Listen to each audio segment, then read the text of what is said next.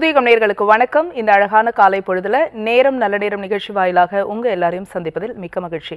இன்றைக்கு நம்ம நேரம் நல்ல நேரம் நிகழ்ச்சியில நமக்கு இருக்கக்கூடிய பல்வேறு ஜோதிடம், ஜாதகம், ஆன்மீகம், குறிப்பாக வாஸ்து, ராசிக்கற்கள் இது சார்ந்த கேள்விகளுக்கும் சந்தேகங்களுக்கும் ஒரு நல்ல வழிகாட்டியாக இன்றைய தினம் இணைந்திருக்கிறார் ஜோதிடர், வாஸ்து நிபுணர் டாக்டர் பூஷன்ஜி பழனியப்பன் அவர்கள். அவர் நிகழ்ச்சிக்கு வரவேற்றலாம். வணக்கம் சார். வணக்கம்மா.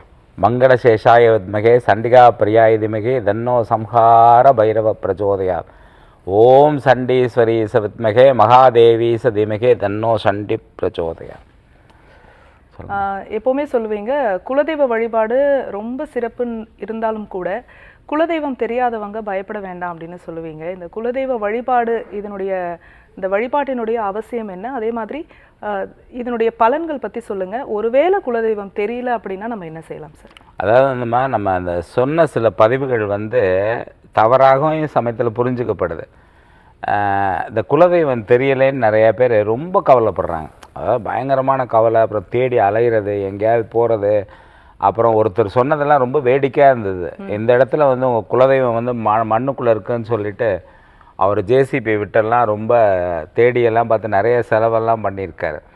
ஸோ இதில் குலதெய்வம் வழிபடுறது அவசியமான கண்டிப்பாக மிக மிக மிக அவசியம். அது என்னுடைய சொந்த அனுபவமாகவே சொல்கிறேன். நான் என்னுடைய சொந்த அனுபவமாக என்ன திரும்ப பதிவு செய்கிறேன். அதில் மாற்றமே இல்லை. ஆனால் அது எனக்கு தெரியலையேன்னு கவலைப்படுறாங்கல்ல, அதைத்தான் வேண்டான்னு நம்ம சொல்கிறது. அதை தான் நீங்கள் கவலைப்படாதீங்க. ஏன்னா நீங்கள் இருக்கிறதுலே மிக மோசமான இது கவலை தான் இருக்கிற. ஆனால் சொன்னால் இன்றைக்கி நடைமுறை வாழ்க்கையில் கவலைப்படாமல் இருக்கவே முடியாது. இந்த குலதெய்வ வழிபாடு அப்படிங்கிறது இப்போ கொஞ்சம் ஜாஸ்தி எல்லாமே பண்ணுறாங்க. அவங்களுக்குன்னு ஒரு குலதெய்வம் இருக்கும். நீங்கள் பார்த்தீங்கன்னா நிறைய பேர் வரும். இப்போ பேச்சியம்மன் வரும், அப்புறம் சங்கிலி கருப்பன், முனீஸ்வரர், சுடலை மாட சுவாமி. அதுக்கப்புறம் இந்த பக்கம் போயிட்டோம்னா நம்ம செங்கடாய் கருப்பர் வரும், கட்டுச்சோத்து கருப்பர்னு வரும். அதுக்கப்புறம் இப்படி நிறைய இருக்குது. மதுரை வீரன், மதுரையில் ரொம்ப ஃபேமஸ். அப்புறம் மதுரை வீரன், இந்த மாதிரி நிறைய இருக்குது ஆக்சுவலாக. இப்போ இந்த குலதெய்வத்தை எப்படி வழிபடணும்னு கேட்கும்போது பார்த்தீங்கன்னா அவங்களுக்கு ஒரு மெத்தட் வச்சுருப்பாங்க. அந்த மெத்தடை போய் நம்ம உடைக்கவே கூடாது. அவங்களுக்குன்னு ஒரு முறைகள் வச்சுருப்பாங்க. இப்போ நீங்கள் சில இடத்துல பலி கொடுக்கக்கூடிய முறை இருக்கும். ஆடு, கோழின்னு சொல்லிட்டு நான் அப்படி டைரெக்டான வார்த்தை யூஸ் பண்ணுறேன். கொடுக்கக்கூடிய முறை, அதை போய் நீங்கள் செய்யாதீங்க, தப்புலாம் நம்ம சொல்லவே முடியாது. அவங்க வழக்கம் அது. அந்த வழக்கம் காலங்காலமாக செஞ்சுட்டு வந்திருப்பாங்க. அதுக்கு பல காரணங்களை சொல்லி இன்றைக்கி நம்ம இது பண்ணாலுமே அதெல்லாம் அவங்க நிறுத்தவே கூடாது. அதேமாதிரி அங்கே அவங்க சமைச்சு சாப்பிடுவாங்க அசைவத்தை. குலதெய்வத்தில் ரெண்டு விஷயம் இருக்குது. அசைவ வழிபாடு இருக்குது, சைவ வழிபாடு இருக்குது. சைவம் பண்ணுறது பள்ளையம் போடுதல்னு சொல்லிட்டு பண்ணுவாங்க. ஒரு வாழை இலையை போட்டு அதில் நிறைய காய்கறிகள்லாம் வச்சு, அதாவது கூட்டுக்கறி, பொரியல், அது மாதிரி சாம்பார், சாதம்னு போட்டு அன்றைக்கெல்லாம் அன்னதானம் பண்ணுறது அந்த மாதிரி இருக்கும். இதெல்லாம் எல்லாமே சின்ன சின்ன சுருக்கமாக தான் சொல்லிட்டு வரேன். பொதுவாக அந்த குலதெய்வ வழிபாட்டில் முக்கியமான விஷயம், அது எந்த தெய்வமாக இருந்தாலும் எடுத்துகிட்டு போகக்கூடிய விஷயம் வெள்ளைக்கட்டிகள். வெள்ளம் ரொம்ப முக்கியம். ஏன்னா நிறைய பேர் நினைக்கிறாங்க, நிறைய பேர் இப்போ சமீபத்தில் சொல்கிறது என்னென்னா, குலதெய்வத்தை கும்பிட்டா எனக்கு ஒன்றும் மாற்றமே இல்லை சார் அப்படிம்பாங்க. என்ன மாற்றம் எதிர்பார்க்குறாங்கன்னு எனக்கு தெரியல. நான் இந்த கோயிலுக்கு பலமுறை போனேன், எனக்கு பெரிய உயர்வு இல்லைம்பாங்க. அதாவது முதல்ல தெய்வத்தை வழிபடுறதும் இல்லை பூஜைகள் பண்ணுறதும் மன அமைதி, சாந்தம், ஆரோக்கியம், இதுதான் முக்கியம். கண்டிப்பாக. பெரிய நோய் வந்தால் தான் தெரியும், ஐயோ இந்த நோய் இல்லைன்னா எவ்வளோ நிம்மதியாக இருக்கும் அப்படின்ட்டு.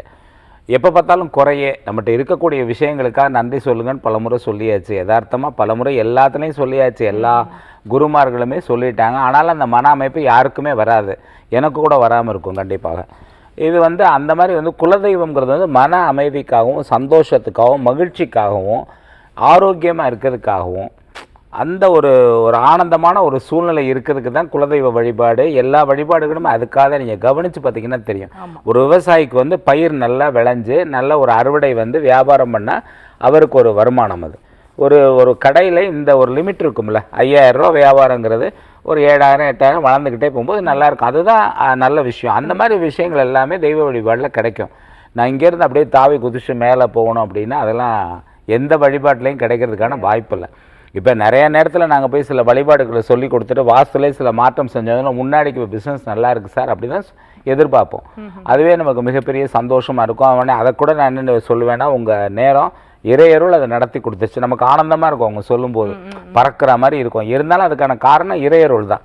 அது இல்லாமல் பார்க்க முடியாம குலதெய்வ வழிபாடுங்கிறது வந்து எந்த தெய்வத்தை வழிபட்டாலும் முதல்ல குலதெய்வ வழிபாடு. நீங்கள் ஒரு இப்போ மேரேஜ் வந்து ஃபிக்ஸ் பண்ணுறீங்கன்னா அந்த முதல் பத்திரிக்கையை கொண்டு போய் குலதெய்வத்திட்ட வைக்கிறது. காது குத்துறீங்கன்னா இப்போ எல்லாருமே அது காது குத்துறது, முடி இறக்குதல், இது எல்லாமே குலதெய்வத்திட்ட பண்ணுறாங்க. ஒரு வீடு கட்ட போகிறீங்க அப்படின்னா அந்த குலதெய்வத்தை போய் வீடு கட்டுறதுக்காக கும்பிட்டு வந்து வீடு கட்டுறது. இல்லை ஒரு இடம் வாங்குறீங்கன்னா குலதெய்வத்தை கும்பிடுறதுக்கு எல்லாத்துக்கும் முதல் வழிபாடு குலதெய்வ வழிபாடு. இஷ்ட தெய்வம் வேறு, குலதெய்வம் வேறு. இஷ்ட தெய்வத்தை வழிபடக்கூடாதுன்னு சொல்லவே இல்லை. நீங்கள் ஆகம விதிகள்ங்கிறத நீங்கள் இப்போ கோயிலுக்கு போகிறீங்க, ஒரு அம்மன் கோயில், காமாட்சி அம்மன், மீனாட்சி அம்மன், அப்புறம் வந்து இது முருகர், சிவன், பெருமாள், நரசிம்ம, இதெல்லாம் ஆகம வழிபாடுகள். இதையும் அதையும் மட்டும் கன்ஃபியூஸ் பண்ணிக்கிறாங்க. நீங்கள் குலதெய்வத்தில் போய்ட்டு ஆகம வழிபாடுகள்லாம் நிறைய செய்ய முடியாது. சிலதில் அதுவும் இருக்கும், அங்கேயும் ஹோம முறைகள்லாம் இருக்குது. நான் இந்த யூடியூப்பில் கூட அதுக்கான ஒரு மந்திரம் சொன்னேன். நம்ம கால விதானம்னு ஒரு கால சக்கரம்னு ஒரு நூல் இருக்குது. அதில் அதுக்கான மூல மந்திரங்கள்லாம் இருக்குது. மூல மந்திரங்கள்னால் நீங்கள் அந்த கடவுள் பேரை அதில் சேர்த்துக்கலாம். இப்போ பிரயோகத்தில் வந்து பார்த்தீங்கன்னா மூல மந்திரத்தோட எப்படி கர்த்தாவோட பேரை சேர்க்குற முறை இருக்குது. அது தவறாகவும் நடந்துடக்கூடாது. அதுக்காக சில நேரத்தில் சொல்லியிருக்கோம், அதை நம்ம எந்த இடத்துல பேரை சேர்க்கணும். ஒவ்வொரு இப்போ கணபதி மூல மந்திரம்னா எந்த இடத்துல பேரை சேர்க்கணும், நரசிம்மரோட மூல மந்திரம்னா எந்த இடத்துல யாரோட பேரை சேர்க்கணும் அப்படிங்கிறதுக்கு அம்மா வந்து செய்கிறாங்கன்னா பையனோட பேரை எந்த இடத்துல சேர்க்கணும், முறைகள்லாம் இருக்குது. ஸோ அதேமாதிரி குலதெய்வ வழிபாட்டில் அவங்கவுங்க முறைகள் இருக்குது. இப்போ நீங்கள் வந்து அதுக்கு தேங்காய் தீபம் ஏற்றுறது, ஒத்தைப்படையில் 1 தீபம், 3 தீபம், 5, 7, 9ன்னு சொல்லிட்டு அது எல்லா குலதெய்வத்துக்குமே ஏற்றலாம், தப்பு இல்லை. அசைவ வழிபாட்டிலையும் ஏற்றலாம், சைவ வழிபாட்டிலையும் ஏற்றலாம். இந்த 2. அப்புறம் பூக்கள் வந்து வீட்டில் பூக்கக்கூடிய பூக்கள், வீட்டில் காய்க்கக்கூடிய காய்கறிகள் எல்லாமே குலதெய்வத்துக்கு வந்து விசேஷம். ஸோ நிறைய பேர் என்ன பண்ணுறாங்கன்னா குலதெய்வத்தை கும்பிடாலாம் குற்றம் ஏற்படுதுன்னா, குற்றம் ஏற்படுறதில்ல, உங்களுக்கு வளர்ச்சி இல்லாமல் இருக்கலாம். இப்போ ஒரு உதாரணம் சொல்லணும் அப்படின்னா, ஒரு 10-15 ஆண்டுகளுக்கு முன்னாடி பெட்ரோல் டீசல் பயங்கர தடுமாற்றம் வந்தது. மிகப்பெரிய தடுமாற்றம் வந்து கிடைக்கல. எங்கிட்ட வந்து ஒருத்தருடைய தாலி இதெல்லாம் பூஜையில் வைக்க சொல்லி கொடுத்துருந்தாங்க. அது அந்த மெத்தடை வந்து ரொம்ப ரேர் தான், நம்ம அதை ரெகுலராக பண்ணுறதில்ல. ரொம்ப வேண்டியவங்க கொடுத்துருந்தாங்க. அதுக்கு மறுநாள் கல்யாணம். அன்னைக்கு வந்து காரில் வந்து டீசல் இல்லை, எங்கே போனாலும் டீசல் கிடையாது. அப்போ நீங்கள் எடுத்துட்டிங்கன்னா மாதவரத்துக்கிட்ட வந்து நான் நடந்த நிகழ்ச்சியே சொல்கிறேன். மாதவரத்துக்கிட்ட வந்து பார்த்திங்கன்னா ஒரு அந்த ரோடு ஃபுல்லாகவே காலியாக இருக்குது. இப்போ மாதிரி டிராஃபிக்லாம் கிடையாது. நான் சொல்கிறது 15 ஆண்டுகளுக்கு முன்னாடி. ஸோ என் கூட ஒரு பையன் இருக்கான். அந்த பையன் சொல்கிறான், எங்கேயுமே டீசல் கிடைக்கல, எப்படி நான் போகிறது அப்படிங்கிறான். ஃப்ளைட் டிக்கெட்லாம் கோயம்புத்தூர் போனால் அங்கேருந்து வாகனம் எப்படி இருக்குதுன்னு தெரியாது, அந்த ஒரு சிக்கல். அப்போவும் ஃப்ளைட்லாம் ரொம்ப ரொம்ப கம்மி, 1 அப்படி தான் இருக்கும் கோயம்புத்தூருக்கு. பொள்ளாச்சிக்கிட்ட கொண்டு போய் கொடுக்கணும், அதை கொடுத்தே ஆகணும். 4 மறுநாள் கல்யாணம். ஸோ அப்படியே இங்கேருந்து கிளம்பி போகிறோம். இந்த ரோட்டில் எங்கன்னா பங்க் இருக்க போகுதுங்கிறான். என்னமோ என்னை ஒரு ஒளி இழுத்துட்டு போகிற மாதிரி இழுத்துட்டு போச்சு. அது அந்த குலதெய்வத்தோட உருவம் வந்துக்கிட்டே இருக்கு. எப்படியா கொடுக்கணுமே ஒரு பதட்டம் எப்படி இருக்கும், மனப்பதட்டம் போயிட்டே இருக்கும். எங்கேயுமே வந்து டீசல் இல்லை. போயிட்டு அந்த மாதவன் ரவுண்டாக நான் வரும்போது லெஃப்ட்டில் ஒரு பெட்ரோல் பங்க், இப்போ நிறைய பெட்ரோல் பங்க் இருக்குது அந்த ரோட்டில். அந்த பெட்ரோல் பங்க் கிட்ட வந்தவொடனே ஒரு பையன் மட்டும் தனியாக இருட்டில் நின்றுட்டு இருக்கான். அந்த பையனை வந்து நான் நின்றவொடனே, என்ன சார்னா டீசல் வேணும் அப்படின்னு. சார் போடக்கூடாது, நீங்கள் வேணால் லைட் ஆஃப் பண்ணிட்டு உள்ளே வாங்க அப்படின்னா. சார் லைட் ஆஃப் பண்ணோன்னே காரில் ஃபுல் பண்ணிட்டான். தம்பி எக்ஸ்ட்ரா டீசல் கிடைக்குமா, என்கிட்ட கேன் இல்லைன்னு. நான் தரேன்ட்டு இன்னொரு 10 லிட்டர் டீசலு 2 கேனில் கொண்டு வந்து காரில் வச்சுட்டு அதுக்குரிய கட்டணம் கூட காசு கொடுத்தாலும் வாங்கலை. சில நேரத்தில் எனக்கு ஒரு எல்லாத்தையுமே பேர் கேட்குற ஒரு தன்மை உண்டு. அந்த பையனை கேட்டேன், என் பேர் சன்னாசி அப்படின்னா. கழுத்தில் பார்த்தா ஒரு வெள்ளி செயினில் அருவாள் போட்டிருந்தான், கத்தி போட்டிருந்தான். எனக்கு ஆச்சரியமாக இருந்துச்சு. ஏன்னா என்னுடைய குலதெய்வத்தோட பரிவார தேவதைகள் ஒன்று வந்து சன்னாசி, அதோட இது வந்து கத்தி. ஆக்சுவலாக அந்த கத்தி அப்படியே போட்டிருந்த போது இன்னைக்கு சொல்லும் போது புல் அரிக்குது. அதை நினச்சோன்னா அந்த ஒளி எடுத்துகிட்டு வந்த மாதிரி அந்த பையன்கிறேன், எப்படி இங்கே வந்தீங்கண்ணே, எப்படி இந்த இடம் உங்களுக்கு தெரிஞ்சுது அப்படின்னா. இது மாதிரி என்னுடைய நிறைய பேர் என்னுடைய கிளைண்ட் இருக்காங்களா, அவங்க சொல்கிற சில இதெல்லாம் கேட்கும்போது ஆச்சரியமாக இருக்கும். அந்த பேர் அதுவும் ஒரே நேரத்தில் சம்மந்தப்பட்ட பேர் ஒன்றுக்குள்ள ஒன்று வரும். நிறைய அது கதையெல்லாம் சொன்னால் நேரமே பத்தாது. ஆக்சுவலாக அவ்வளவு அந்த கதைகள் கூட சொல்லக்கூடாது, நடந்த நிகழ்ச்சிகள். இந்த மாதிரி நிறைய என்னுடைய வாழ்க்கையில நான் அனுபவப்பட்டிருக்கேன். ஆனாலும் குலதெய்வ வழிபாடுங்கிறது மிக மிக மிக அவசியம்தான். நான் பயப்படாதீங்கன்னு தான் சொல்லியிருக்கேன், கும்பிடாதீங்கன்னு யாரையுமே சொன்னதில்லை. அது மஸ்ட். அது இல்லாமல் எதுவுமே செய்யக்கூடாது. ஆக்சுவலாக பார்த்தா. ரொம்ப ஒரு அழைப்பாளர் இணைப்பில் இருக்காங்க. வணக்கம், உங்கள் பேர் சொல்லுங்கள். வணக்கம்மா, உங்க பேரு எந்த ஊர்ல இருந்து? என் பேரு கௌரிமா. எந்த ஊர்ல இருந்து அழைக்கிறீங்கம்மா? Aunty madam. சரி, உங்க கேள்வியை சார் கிட்ட கேட்கலாமா? வணக்கம் வணக்கங்கப்பா. வணக்கம்மா சொல்லுங்கம்மா சொல்லுங்க. நான் ரொம்ப ரொம்ப நாளா 10 வருஷமா உங்க நிகழ்ச்சியை பார்த்துட்டு இருக்கேன்ப்பா. சரிம்மா சொல்லுங்கம்மா. எனக்கு 3 பசங்க, 2 பசங்க கல்யாணம் ஆயிடுச்சுங்கப்பா. ஆ ஒரு சின்ன பையனுக்கு 38 வயசு ஆகுது. கல்யாணம் ரொம்ப லேட் ஆகுதுங்க. ஒண்ணுமே என்ன செய்யறதுன்னு தெரியலங்க. ஏதாவது சொல்லுங்க அவனுக்கு. சரிம்மா. நீங்கள் மதுரை ஆண்டிமடமா? எங்கம்மா உள்ளது ஆண்டிமடம்? ஆண்டிமடம் விருதாலம் ஜெயங்கொண்டம் சாலையில் ஓ, அங்கே உள்ளது. சரிம்மா. சரிங்கம்மா. நீங்கள் வந்து இப்போ நீங்கள் கேட்குற நேரத்துக்கு பார்த்தீங்கன்னா அஸ்த நட்சத்திரம் என்னைக்கு இருக்குன்னு பாருங்கம்மா. அஸ்த நட்சத்திரத்தன்னைக்கு வந்து நீங்கள் நரசிம்மருடைய வழிபாடு பண்ணுங்க. அதே போல் பிரதோஷத்தன்னைக்கு நரசிம்மர் வழிபாடு பண்ணுங்க. இந்த ரெண்டையும் தொடர்ந்து பண்ணி பாருங்கம்மா. ஏன்னா 38 வயசுக்கும் போது வேறு ஏதாவது பிரச்சனைகள் இருக்கலாம், இல்லை வைதவியம் இருக்கலாம், அந்த மாதிரி இருக்கலாம். இப்போ நீங்கள் கேட்ட நேரத்துக்கு இது ரெண்டையும் பண்ணி பாருங்கள். கண்டிப்பாக ஏதாவது தடங்கள் விலகிறதுக்கோ இல்லை சரியான வழிகாட்டுதல் கிடைக்கிறதுக்கோ வாய்ப்பு ஏற்படுவா. நல்ல வாழ்க்கை வாழ வாழ்த்துக்கள். நன்றி அழைத்தமைக்கு. அடுத்த அழைப்பாளர் யாருன்னு பார்க்கலாம். வணக்கம், உங்க பேர் சொல்லுங்க. இணைப்பில் இருக்கீங்க. உங்க பேர் சார், எந்த ஊர்ல இருந்து? Sister good morning ma'am. Good morning sir, பேசுங்க. சிஸ்டர், அதாவது நாங்க கேட்க வேண்டிய கேள்வி எல்லாம் நீங்களே கேட்டுறீங்க. சொல்லுங்க. நாங்க கேட்க வேண்டிய கேள்வி எல்லாம் நீங்களே கேட்டுறீங்க. அப்புறம் சார்கிட்ட பேசுறதுக்கு கஷ்டமா இருக்கு. சரி சொல்லுங்க, பரவாயில்ல சொல்லுங்க. ஐயா வணக்கம் ஐயா. ஊத்துக்கோட்டை செல்வம் ஃப்ரெண்டு துரை பேசுறேன் ஐயா. சொல்லுங்க துரை சார், சொல்லுங்க. வணக்கம் ஐயா. நம்ம கோயில் 4வது வருஷம், 4 வருஷம் முடிஞ்சு 5வது வருஷம் 4ஆம் தேதி ஆரம்பிக்குது ஐயா. நம்ம விநாயகர் கும்பாபிஷேகம் பண்ணதில்ல. கண்டிப்பா இறையருளுங்க. நல்ல மங்களகரமா இருக்கும். அந்த கோவிலோட வைப் தான் ரொம்ப நல்லா இருக்குன்னு செல்வாவும் சொன்னாருங்க. அந்த கோயில் திருமணத்துக்கான ஒரு நல்ல ஒரு தடையை விளக்கக்கூடிய கோயிலாகவும் இருக்கு.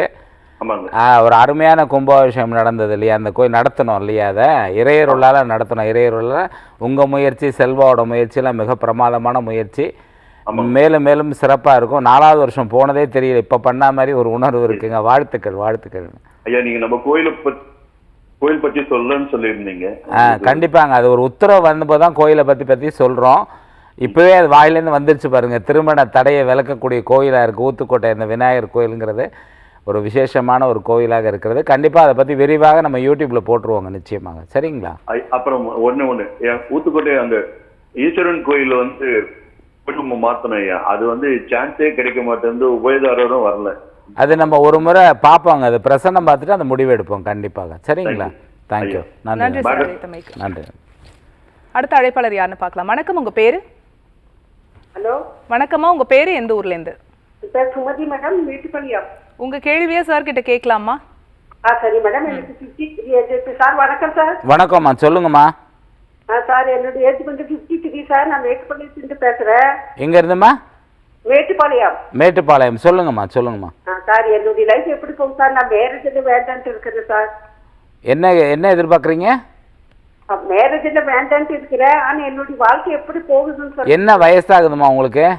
எனக்கு 53 ஆகுது சார். சரிம்மா, அது பரவாயில்ல. மேரேஜ் இல்லைங்கிறதுனால மிகப்பெரிய ஒரு தோல்வின்லாம் நினைக்க வேணாம். எத்தனையோ சாமியார்கள், எத்தனையோ ஆன்மீகவாதிகள்லாம் இருக்காங்களா, அது மாதிரி நினச்சிக்கலாம். ஆனால் நம்ம 2 கெட்ட வாழ்க்கையில் இருக்கிறனால குழப்பங்கள் இருக்க தான் செய்யும். ஸோ கடந்த காலத்தை பற்றி அதிகமாக திங்க் பண்ணாதீங்கம்மா. ஹெல்த்தை நல்லா பார்த்துங்க. இறையருள் நிச்சயமாக நல்லா இருப்பீங்கம்மா. நீங்கள் கேட்குற நேரம் நல்லா இருக்கும். நிச்சயமாக நல்லா இருப்பீங்க. நல்ல வாழ்க்கை வாழ வாழ்த்துக்கள். நன்றி அழைத்தமைக்கு. அடுத்த அழைப்பாளர் யாருன்னு பார்க்கலாம். வணக்கம், உங்க பேரு? பாலாமணிங்க. எந்த ஊர்ல இருந்துமா? ஈரோட்ல இருந்து பேசுறேன். சொல்லுங்கம்மா, சொல்லுங்க. பேரனுக்காக கேட்கணுங்க. என்னம்மா பேரனுக்கு என்ன வயசாகுது? என்ன கேள்வி? பேரனுக்கு 13 வயசு ஆகுதுங்க. சரி. பிறந்த நேரம் ஆகஸ்ட் 18ஆம் தேதி. இல்ல அதெல்லாம் வேண்டாமா. நம்ம கால்குலேட் பண்ணியோ இல்ல லேப்டாப் வச்சோ பார்க்கல. என்ன கேள்வி மட்டும் சொல்லுங்கம்மா. கேள்வி வந்துங்க, அவ படிக்க மாட்டேங்கிறானுங்க, குறும்பு பண்றேன் அதுக்காக. ஆமா, அந்த வயசுல குறும்பு பண்ணலைன்னா தாம்மா நீங்க கேள்வி கேட்கணுமா. அடம் பண்ணா கேள்வியே கேட்கக்கூடாது. நல்லா இருக்காருன்னு அர்த்தம். படிக்கலைங்கிறது எல்லாரும் சொல்ற கம்ப்ளைண்ட். இந்த வயசுல 100க்கு 100 வாங்கி என்ன பண்ண போறாரு அவரு? ஆனந்தமா இருக்கட்டும். அவரையாவது ஆனந்தமா தயவு செஞ்சு இருக்க விடுங்கம்மா. நல்ல வாழ்க்கை வாழ வாழ்த்துக்கள். சார், இப்போ உங்களுடைய விஜயம் அந்த டீட்டெயில்ஸ் சொல்லுங்க. எந்த ஊருக்கு போறீங்க சார்? நாளைக்கு வந்து திருச்சிம்மா. அதாவது 25ஆம் தேதி திருச்சி. அப்புறம் நடுவில் கொஞ்சம் கேப். இப்போ கோயம்புத்தூர், இது கேரளா போகிறோம். 29ஆம் தேதி வந்து கோயம்புத்தூர்மா. 29ஆம் தேதி கோயம்புத்தூரில் இருப்போம். முழு நம்பிக்கை, முழு விருப்பம், 101% விருப்பம் இருக்கவங்க, நம்பிக்கை இருக்கிறவங்க, விருப்பம் கூட நம்பிக்கை இருக்கிறவங்க மட்டுமே தொலைபேசியில் தொடர்பு கொண்டு அப்பாயின்மெண்ட் வாங்கிட்டு பார்க்கலாமா. அருமையா சொன்னீங்க சார். நம்ம இந்த குலதெய்வ வழிபாடு பத்தி சொல்லும்போது இந்த முனி ஓட்டம் அப்படின்னு சொல்றாங்கல்ல சார், அதை பத்தி சொல்லுங்களேன். அது 100க்கு 100 உண்மையான விஷயம், அதில் மாற்றமே இல்லை. நீங்கள் பார்த்தீங்கன்னா ஒரு இந்த சைடு இப்போ தெற்குப்புற சுவத்தில் ஒரு வெடிப்பு இருக்கும் பெருசாக, அதுக்கு நேர் எதிரே இன்னொரு வெடிப்பு இருந்தால் அங்கே ஓட்டம் இருக்குன்னு ஒரு கணக்கு இருக்குது. ஆனால் முனீஸ்வரரை முறையாக வழிபடக்கூடியவர்கள், முறையாக வழிபடக்கூடியவங்க வந்து அவங்க கண்டுபிடிச்சிடுவாங்க ஓட்டத்தை. நான் சின்மயா நகரில் ஒரு வீட்டில் வாஸ்து பார்க்குறோம். எத்தனை மணிக்குன்னா சாயந்தரம் 4:30-5 மணிக்கு பார்க்குறோம். அவர் சொல்கிறாரு எங்கள் வீட்டில் முனி ஓட்டம் இருக்குங்கிறாங்க, அதனால எங்களுக்கு பிரச்சனையானார். அதனால பிரச்சனை வர்றதுக்கெலாம் வாய்ப்பே கிடையாதுங்க. அந்த இடத்துல சில சாந்தி பண்ணி ஓட்டத்தை மாற்றிட்டு அதுக்கப்புறம் அதில் வீடு கட்டுவாங்க. அது முறை. ஏன்னா எனக்கு 100 அடி ரோட்லேயே வந்து நம்ம வடபழனி, நான் சொல்லலாம் சென்னையில், வெளியூர் விட்டுருங்க, சென்னையில் 100 அடி ரோட்லேயே ஒரு பில்டிங், அந்த பில்டிங் பேரை சொல்லும்போது உரிமையாளர்களுக்கு சங்கடமாக இருக்கலாம். 20 வருஷத்துக்கு முன்னாடி நடந்தது. கட்டுவாங்க விழுந்துரும், ஒரு மழை எதுவுமே இல்லை. அதுக்கப்புறம் அதை சரி பண்ணார், என்னோட குருஜி அப்போ இருந்தார், சரி பண்ணார். உடனே அது கட்ட முடிஞ்சுது அந்த இடம். அப்போ அந்த சின்மயா நகரில் நாங்கள் பார்க்கும்போது சொன்னேன், இது ஓட்டம் வந்து 100% இருக்குங்க, நல்லாவே தெரியுது, அதோடைய வைப்ரேஷன் இருக்கும். அதை நல்லா பூஜை பண்ணவங்களுக்கு அது தெரியும். நல்ல ரெகுலராக பூஜையில் வித்யா உபாசகர்களாக இருந்தாவோ இல்லை காளி உபாசகர்களாக இருந்தாவோ அவங்களுக்கு கண்டிப்பாக அது தெரியும். நிச்சயம் தெரியாமல் போகிறதுக்கு வாய்ப்பே கிடையாது. அப்போ நான் சொன்னேன், பக்கத்தில் ஒரு வயசான பெரியவர் யார் இருக்காங்களான்னு கேட்டேன். இருக்காங்க. அதான் அவர் ரொம்ப நாள் அங்கே இருக்கார். ஏதாவது இன்னைக்கு உள்ள அந்த வைப்ரேஷன் சொல்கிறது என்ன அப்படின்னா, அவருக்கு ஒரு 2-3 நாளில் மரணங்கள் இருக்கலாம். அந்த உரிமையாளர் இன்றைக்கும் அதை சொல்கிறது கிடையாது, பெருமைப்படுற விஷயம் இல்லை. அதேமாதிரி 3ஆவது நாள் அவர் இறந்தாருங்க. அதுக்கப்புறம் அதாவது முனீஸ்வரர் வழிபாடு பண்ணுறவங்கள வந்து அது கூப்பிட்டு பதில் சொல்ல வைக்கிறது தான். என்னை பாருன்னு அவங்களுக்கு வந்து தனக்கு முன்னோர்கள் முனீஸ்வரரை வழிபட்டாங்கன்னா அவருக்கு தெரியல. அப்புறம் சொன்னதுக்கப்புறம் அவர் வழிபட ஆரம்பிச்சப்புறம் அவருக்கு மாற்றங்கள் வந்தது. கரெக்டாக அவருக்கும் புதன் தசை ஸ்டார்ட் ஆச்சு. அதுவும் சொல்லணும் இல்லையா? கண்டிப்பாக பெரிய மாற்றம் அது. நீங்கள் போரூரில் பார்த்தீங்கன்னா ராமச்சந்திரா மெடிக்கல் காலேஜெலாம் தாண்டி போனீங்கன்னா ஒரு முனீஸ்வரர் கோயில் இருக்கும். இந்த கோயில் இன்னைக்கு நேற்று உள்ள கோயிலில் எனக்கு தெரிஞ்ச 40 ஆண்டுகளுக்கு முன்னாடி எனக்கு ஒரு 16, 17, 18 வயசு இருக்கும்போது அந்த கோயிலில் உட்காந்து இரவு நான் பூஜை பண்ணியிருக்கேன். சின்னதாக இருக்கும் அந்த கோவில். அது முனீஸ்வரருக்குன்னு சில பொருட்கள் இருக்குது, அதை நம்ம லைவில் சொல்ல முடியாது. அந்த பொருட்களை எல்லாம் வச்சு வழிபாடு பண்ணி நீங்கள் உண்மையாக வழிபட்டீங்கன்னா தத்ரூபமாக நீங்கள் முனீஸ்வரரை பார்க்க முடியும். இது கதையாக நிறைய பேருக்கு இருக்கலாம், வேடிக்கையாக இருக்கலாம், விமர்சனங்களுக்கு உட்பட்டதாக இருக்கலாம். அதை பற்றி நம்ம கவலையே படல. உணர்வுபூர்வமாக உணர்ந்ததை நான் சொல்கிறேன். ஆக்சுவலாக அதை வந்து வழிபட்டவங்களுக்கு தெரியும், அவங்களே சொல்லிடுவாங்க. ஸோ அந்த முனி ஓட்டம்ங்கிறது 100க்கு 100 உண்மை. சில வீடுகளில் அது நன்மையை செய்யும், சில வீடுகளில் தீமையாகவும் இருக்கும். அது ஏன் தீமையாக இருக்குது அப்படின்னா, நார்மலாக வந்து இப்போ நீங்கள் கரண்ட்டுங்கிறது நமக்கு ரொம்ப ரொம்ப யூஸ் ஆகுது. தவறான இடத்துல அது பாஞ்சுதுன்னா ஆமாம் இல்லை, அது மாதிரி தான். அதெல்லாம் வந்து உங்களுக்கு கண்ணை மூடிட்டு நல்லது செய்யக்கூடிய ஒரு சுவாமி முனீஸ்வரர், சுடலை மாட சுவாமியெல்லாம் கண்ணை மூடிட்டு நன்மையை செய்யும். விளையாட்டான விஷயமே கிடையாது. நீங்கள் பெரும்பாலும் பார்த்தீங்கன்னா மயான பூமியில் தான் இந்த சுவாமிகள்லாம் பக்கத்திலே இருக்கும். பார்த்தீங்கன்னா எங்கேயாவது மயான பூமி இருக்கும் பக்கத்தில். அங்கே சிவன் வந்து ருத்ர தாண்டவம் ஆடக்கூடிய இடம். அது பெரிய இதுவாக சொல்லிகிட்டே போக வேண்டியது இருக்கும். விளையாட்டான கடவுளே கிடையாது. முனீஸ்வரர், சுடலை மாட சுவாமி, கருப்பர்லாம் சாமானியப்பட்ட கடவுள் கிடையாது. உங்களுக்கு தத்ரூபமாக பயன் தரக்கூடிய, அதாவது சில சாமி வந்துச்சுன்னு சொல்லுவாங்க, அதில் ஒரு 25%, 30% உண்மையில் இருக்கும். அதாவது நீங்கள் பார்த்தீங்கன்னா இந்த சிவன் ராத்திரி டைம்ல எல்லாம் சிவகங்கை மாவட்டத்தில் வந்து அவ்வளோ வெயில் கொளுத்துற இடத்துல 10, 7, 8 கிலோமீட்டர், 5-6 கிலோமீட்டருக்கு மேலே இருக்கும். அந்த வெயிலில் வெறுங்காலோட ஆடிட்டு அந்த சாமி வரும். என்ன ஃபோர்ஸ், நார்மலாக ஒரு மனுஷன் அப்படிலாம் ஆடவே முடியாது. ஆடிட்டு வந்து ஒரு டக்குன்னு ஒரு கேள்வி கேட்டால் அது ஒரு பதில் சொல்லிட்டு போகும், வித்தியாசமான பதிலாக. அந்த விபூதியாலே அடித்து போச்சும் அவ்வளோ ஒரு மனசுக்கு எல்லாருக்கும் திருப்தியாக இருக்கும். அப்படி வந்து கூட்டமாக அந்த வெயிலில் நிற்பாங்க. அந்த வெயிலில் அந்த 5-6 கிலோமீட்டர் நடந்து வர முடியுமா? இன்றைக்கி அப்படி இப்படின்னு எல்லாம் சொல்கிறோம். இன்றைக்கி பழனிக்கு நடந்து போகிறாங்க, நிறையா கஷ்டப்பட்டு நடந்து போகிறாங்க. சிலரெல்லாம் அப்படி தள்ளி கொண்டு போய் விட்டுரும். சபரிமலைக்கு போகிறவங்க, பழனிக்கு போகிறவங்களெல்லாம் அது ஒரு வைப்ரேஷன் தானே. அது மாதிரி ஒரு கடுமையான வைப்ரேஷன் வந்து உங்களுக்கு வந்து இந்த ஆடி வரவங்கள்ட்ட இருக்கும். இந்த சுவாமிகள்லாம் ஒரு சிலர்கிட்ட வந்து பேசக்கூடிய அமைப்பும் இருக்கும். உங்க அங்காள பரமேஸ்வரி அம்மன், அதுக்கப்புறம் வந்து இந்த மாதிரி முத்துமாரியம்மன், நாகாத்தம்மன், நாகாத்தம்மன், இந்த அம்மன்லாம் வந்து சில நேரத்தில் வரும். ஆனால் நிறைய பேர் வந்து அது ஒரு உணர்வுபூர்வமாக வந்து இல்லாமல் ஏதோ ஒரு இதுவாக மெக்கானிக்கலாக செஞ்சு என்கிட்ட சாமி வந்துச்சுன்னு சொல்கிறவங்க அதே எல்லாத்துலேயும் தப்பாக பயன்படுத்துறது இருக்கு இல்லையா? ஆமாம், அதே மாதிரி பண்றாங்களே வேற உண்மையாக ஒரு சிலர்கிட்ட வந்து சொல்லக்கூடிய அமைப்பு, அந்த உள்ள ஒரு சக்தி வந்து சொல்லக்கூடிய அமைப்பு வந்து கண்டிப்பாக இருக்கும். இது வந்து ஒரு மிகப்பெரிய ஒரு சப்ஜெக்ட். இதை பேசுறதுக்கெல்லாம் நிறைய நேரம் வேணும், நிறைய விளக்கம் இருக்கணும், நிறைய ஆதாரங்கள் இருக்கு. இப்போ நான் சொன்னதுக்கெல்லாம் நேரடி ஆதாரம் கூப்பிட்டா சொல்லுவாங்க எந்த இடத்துல வேணாலும், ஆமாம் அது நடந்தது உண்மைன்னு. அதனால அது அது அது அது இருந்தால் தான் அந்த நம்பிக்கை இருக்கும்போது கண்டிப்பாக அதோடைய பலன் வந்து நிச்சயமாக கிடைக்கும். சரி, அந்த மாதிரி வீட்டில் வந்து இந்த முனி ஓட்டம் இருக்குது அப்படின்னா நம்ம என்ன சார் பண்ணணும்? நார்மலாக பார்த்தீங்கன்னா அது நல்லபடியாக வழிபட ஆரம்பித்தாவே அது கண்டிப்பாக நடக்கும். சில விஷயங்களை வந்து நம்ம லைவில் வந்து சொல்ல முடியாது. அதுக்காக நேரடியாக சிலர் சொல்லுவாங்க, இவங்க வந்து கமர்ஷியலாக தான் பண்ணிட்டு இருக்காங்க, நல்லா பழகிறவங்களுக்கு தெரியும் நம்ம என்ன பண்ணுறோங்கிறது தெரியும், அதுக்காக அப்படி சொல்கிறாங்கங்கிற. பெரும்பாலும் இந்த மாதிரி விஷயங்களை ஜாஸ்தி நம்ம தலையிடுறது இல்லை. சரி, முறையாக போயிட்டு, இப்போ நானே ஒரு ஆலயம் சொன்னேன், முறையாக போயிட்டு வழிபட ஆரம்பித்தாவே அதற்கான வழி தானாகவே கிடைச்சிரும். பெரும்பாலும் அந்த ஓட்டங்கள் கெடுதல் பண்ணுறது கிடையாது. அதாவது சில நேரத்தில் நான் தான் சொன்னேன்ல, கரண்ட்டு மாதிரி தான், அதை கரெக்டாக பயன்படுத்தினோம்னா எங்கேயாவது வந்து குற்றம்ங்கிறாங்க, தெய்வ குற்றம்ங்கிற அதர்மங்கள் அதிகரிக்கும் போது கண்டிப்பாக அங்கே தெய்வ குற்றம் ஏற்பட தான் செய்யும். தானாகவே ஏற்பட்டுரும். தெய்வம் ஒன்றும் உங்களை தண்டிக்கிறதுலாம் கிடையாது. ஸோ அதர்மங்கள் இல்லாமல் இருக்கணும், அதுதான் ரொம்ப ரொம்ப முக்கியம். அதுக்குன்னு சில வழிமுறைகள்லாம் இருக்குது, ரொம்ப எளிமையான வழிமுறைகள் தான் எல்லாமே. சரி. ஸோ அந்த ஓட்டத்தை நம்ம மாற்றி விடணும். இப்போ தண்ணி தப்பாக பாயுது, என்ன செய்கிறாங்க, மாற்றி விடுறாங்களா, அவ்வளோதான், மாற்றி விட்டாச்சுன்னா ஆட்டோமேட்டிக்காக சரியாயிடும்.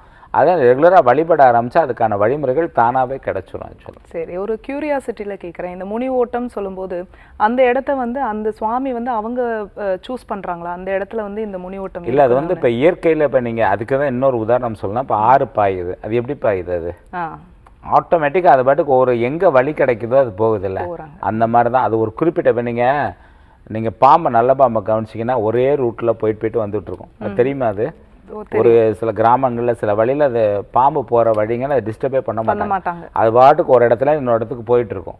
அதோட வழியை அடைச்சா என்ன ஆகும்? இப்போ சொல்கிறாங்கல்ல, யானையோட வழித்தடத்தை அடைச்சா என்ன ஆகும்? அது ஊருக்குள்ளே வருதா இல்லையா? யானை ஆக்சுவலாக வந்துடுது இல்லை, அதோட வழித்தடங்களை எல்லாம் அடைச்சிட்டாங்க காட்டிலன்னு சொல்கிறாங்களே, அதே தான் இது. வேற ஒன்றுமே இல்லை, ஒரு ரகசியம்லாம் எதுவும் இல்லை. அதோட வழித்தடத்தை அடைச்சிக்கிட்டே வரும்போது மாற்றி ஓட ஆரம்பிக்கும் போது அது பிரச்சனை ஆகிடும். நிச்சயமா. சரி சார், உங்களை வந்து சந்திக்கணும் இல்லை அப்பாயின்மெண்ட் எடுக்கணும் அப்படின்னா எப்படி அப்பாயின்மெண்ட்? நான் இருக்குது சென்னை KK நகர்மா, மேக்ஸிமம் எல்லாருக்கும் தெரியும் சென்னை KK இருக்கேன். தொலைபேசி எண்கள் வந்து இதிலே வந்திருக்கு. விருப்பம், நான் ஏற்கனவே பலமுறை சொல்கிறதான், 100% மேல் விருப்பம் இருந்தால் மட்டுமே தொடர்பு கொள்ளும். விருப்பம் கூட கிடையாது, நம்பிக்கை. விருப்பம் கூட தவறான வார்த்தை தான் இந்த இடத்துல. நம்பிக்கை இருக்கும் பட்சத்திலே தொடர்பு கொள்ளும் தான் சொல்லுவேன். நிச்சயம். அந்த குலதெய்வம் அப்படின்னாலே புல் இருக்குது நீங்கள் சொல்கிற மாதிரி. அந்த பயப்பட வேண்டாம், கவலைப்பட வேண்டாம், குலதெய்வம் தெரியலன்னா அதுக்கு ஒரு வழியும் சொல்லியிருக்கீங்க. முனி ஓட்டம் அப்படிங்கிற விஷயம் வந்து நிறைய பேருக்கு அதுலேயுமே சில சந்தேகங்கள், பயம் இருந்தது, அதை எல்லாமே நீங்கள் இன்றைக்கி கிளியர் பண்ணிட்டீங்க சார், மிக்க நன்றி. பொதுவாகவே குலதெய்வம் தெரியணும்னு பிரார்த்தனை பண்ண ஆரம்பித்தாவே எங்கேயாவது இடத்துல கண்டிப்பாக அதோட இண்டிகேஷன்ஸ் தெரிஞ்சிரும்.